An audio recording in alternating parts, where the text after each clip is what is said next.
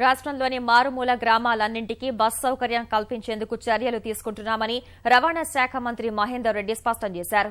అందుకు అనుగుణంగా పల్లె రహదారులను అభివృద్ది చేస్తున్నామని వెల్లడించారు. కరీంనగర్లో 17 సిటీ బస్సులను మంత్రి ఈటెల రాజేందర్తో కలిసి ప్రారంభించిన ఆయన మేడారం జాతర కోసం అన్ని ఏర్పాట్లు జరుగుతున్నాయని పేర్కొన్నారు.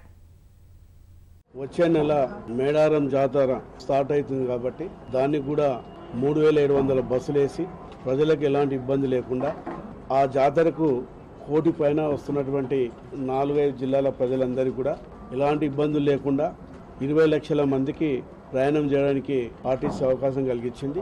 ముఖ్యంగా మా ఆర్టీసీలో పనిచేస్తున్నటువంటి 11,000 మంది కూడా ఈ జాతర సందర్భంగా ప్రజలకు సేవ చేయడానికే పనిచేయడం జరుగుతుంది. జిల్లా పరంగా ఆర్టీసీకి ఏ అడ్డల్స్ లేకుండా అవి రైల్వే ఓవర్ బ్రిడ్జ్లు కావచ్చు, రోడ్డు సౌకర్యాలు కావచ్చు, ఇతరత్ర కావచ్చు, అవన్నీ జిల్లా పరంగా మేము వారికి సమకూర్చే ప్రయత్నం చేస్తాం.